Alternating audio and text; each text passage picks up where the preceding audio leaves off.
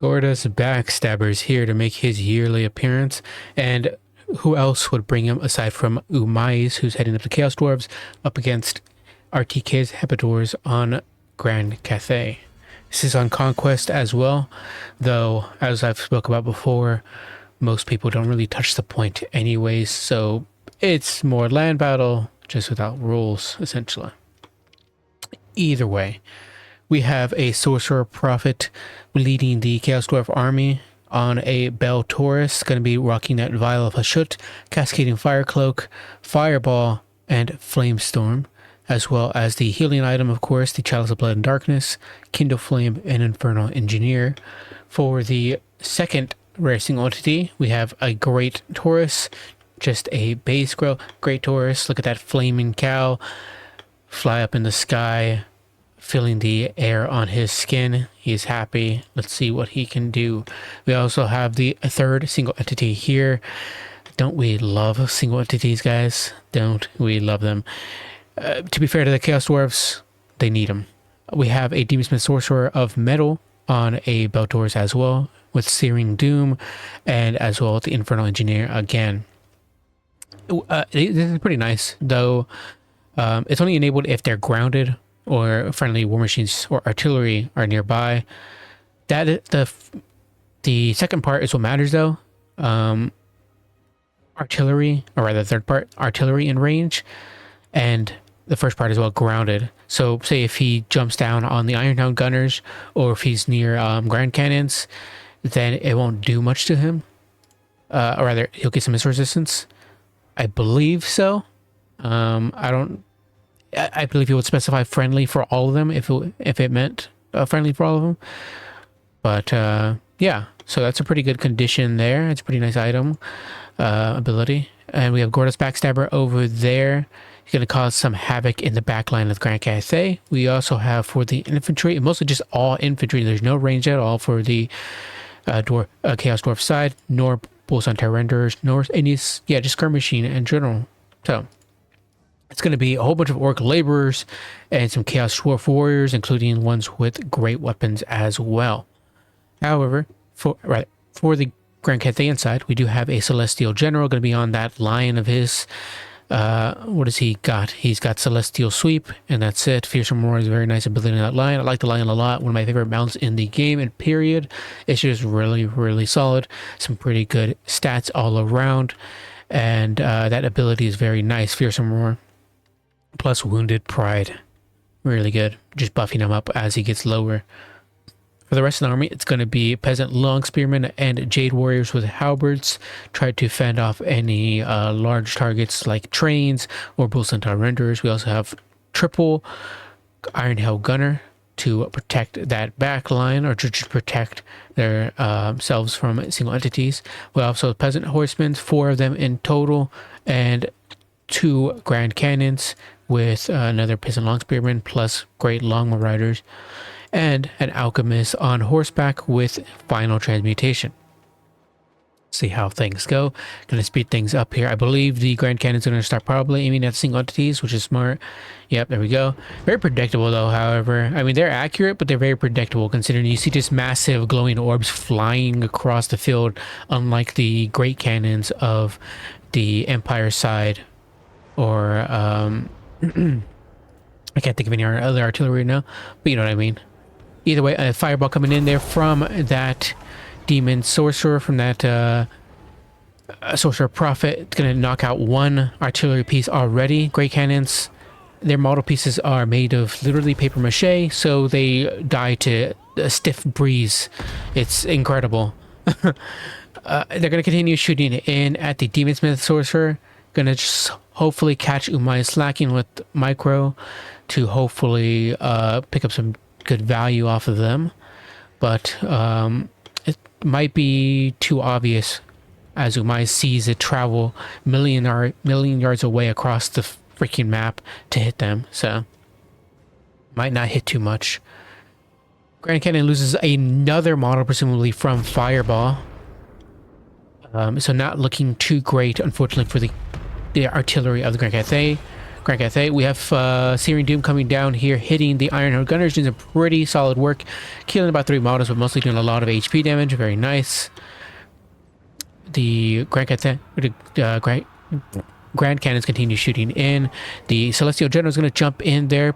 Pretty smart. Just slowly whittle away that infantry from the Chaos Dwarves to reduce the time that the infantry, or rather, you just keep their infantry in play for the Grand Canyon side. Great Longbow Riders get a charge in there as well on the Hobgoblin Cutthroats, and same over here on this side. Peasant Horsemen get a very nice brutal charge there on the Hobgoblin Sneaky Gits, do a tremendous amount of damage. Ironhound Gunners, speaking of, do some pretty good, get a pretty nice volley on a Sorcerer Prophet, but don't actually do a lot of damage, a decent amount. However, the Sorcerer Prophet does a very nice breath attack on the Jade Warriors, very nice straight down the line, doing a lot of HP damage. A big overcasted Final Transmutation going down, hitting all 3 single entities from the Chaos Dwarf side, and Gordas Backstabber is getting hurt really badly from that.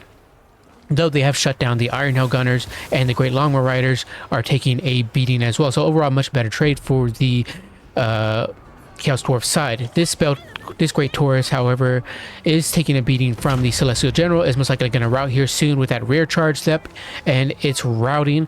The Celestial General should probably stay on top of it and finish it off, or the Iron Gunners, one of them, needs to finish that off, take one of those single entities off the field.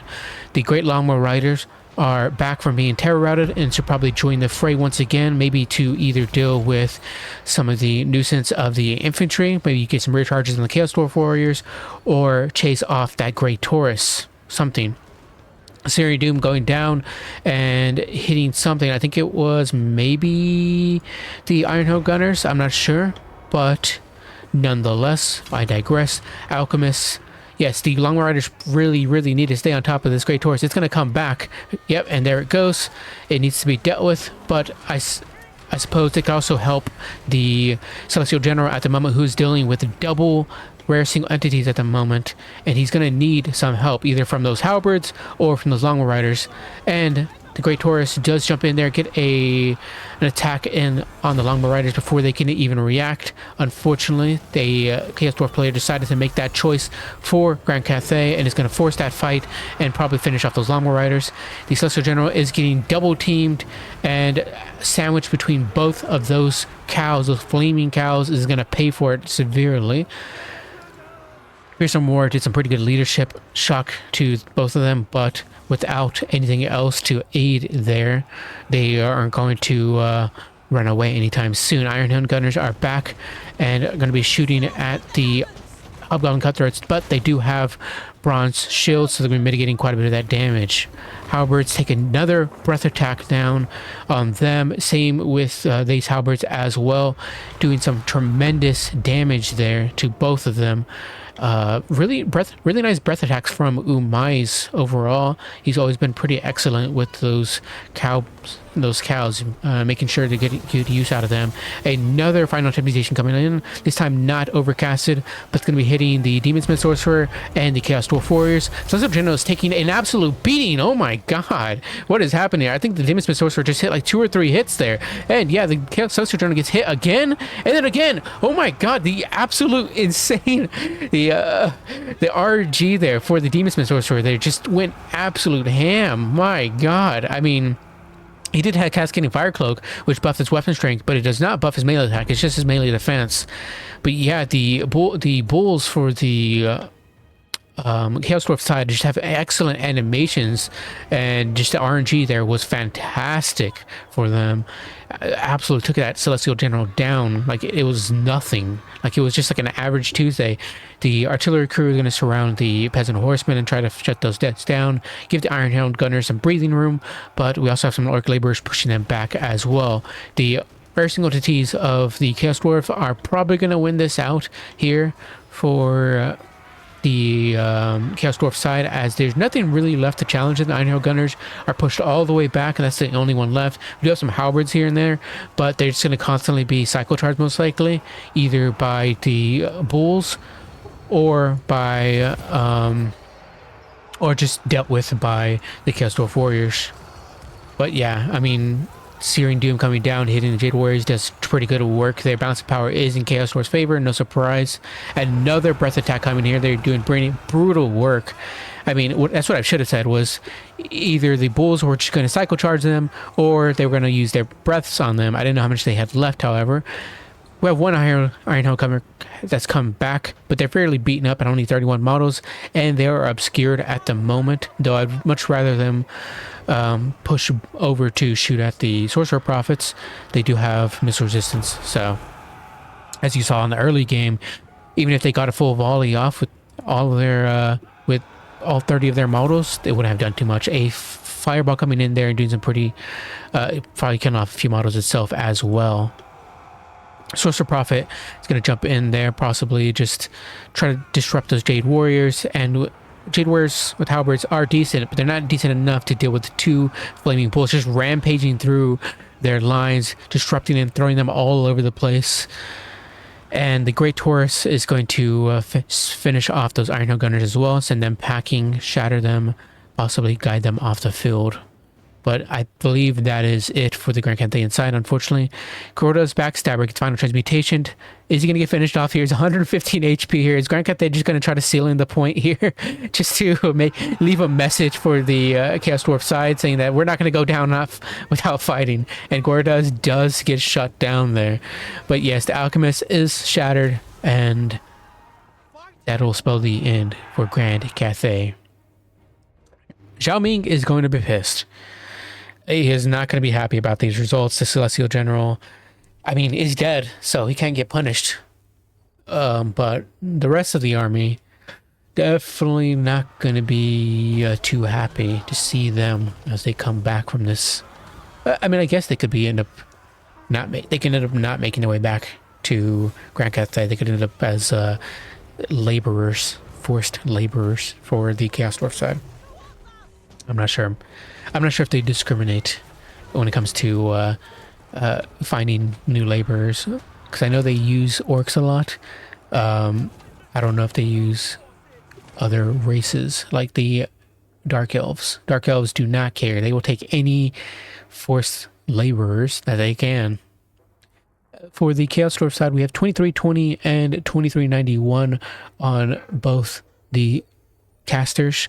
Specifically, the Demonsmith Sorcerer did absolutely incredible. I say that, but he only got like 70 more value. Either way, the point is that they got some really good fireballs, and not only that, the Cascading Fire Cloaks helped out on those fights, those very important fights, tremendously. Like, Cascading Fire Cloak is such a good, cheap buff spell that I just love to spam out. It's just really, really good, especially on the Chaos Dwarves with their bull mounts who do not have the greatest melee defense.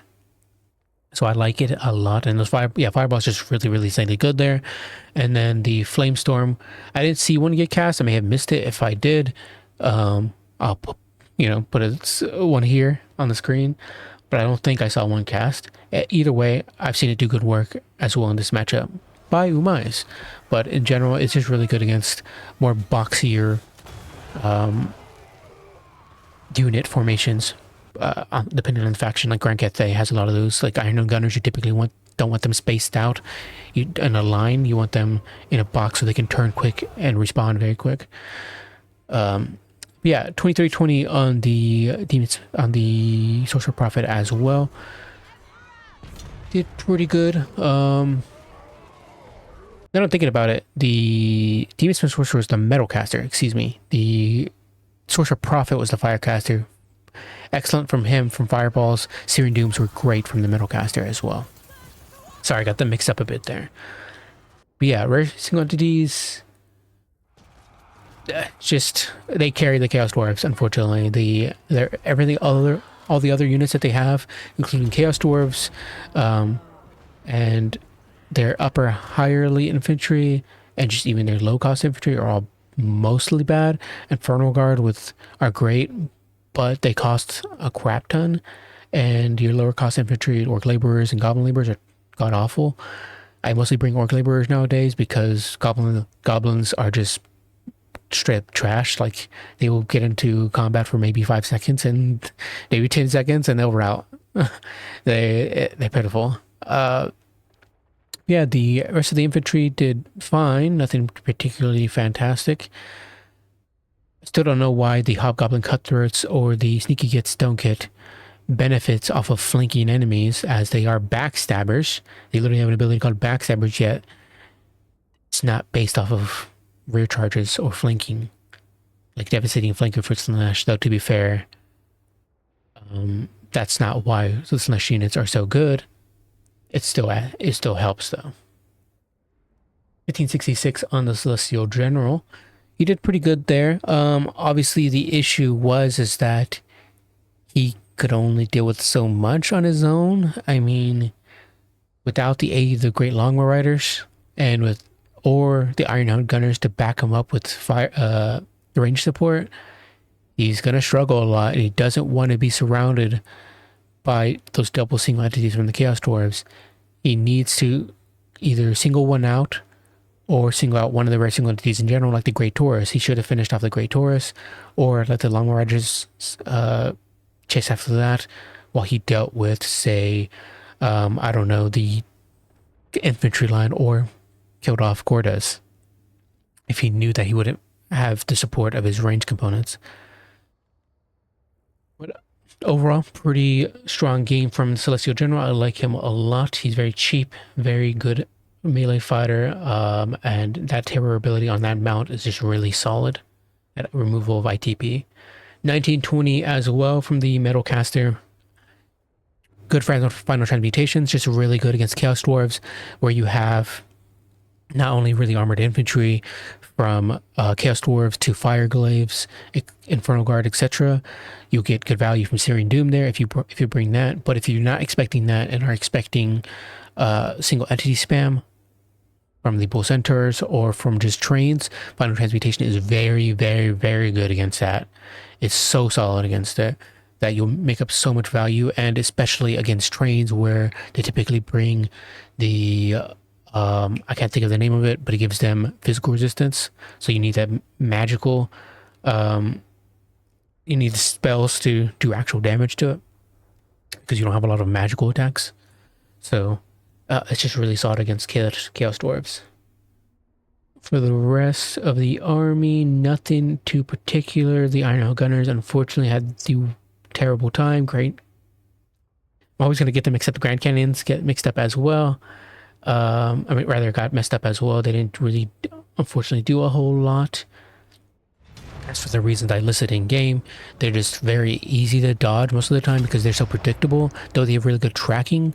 Specifically, the Chaos Dwarf bull mounts, their animations float them up and down all the time, constantly, just like the bulls just have these weird, wild animations where they're constantly just kind of dodging in the air solo by themselves. But also, again, as I said, the cannonballs themselves are very easily seen across the battle. Shooting across, just very easy to say, oh, well, look, I should probably dodge with my single entity here. But yeah, the Great Longbow Riders, unfortunately, as well, got crumped and were not able to do the work that Grand Cathay intended them to. Either way, thanks for the game, Umais. I'll catch you guys later. Thank you for watching as well. Bye.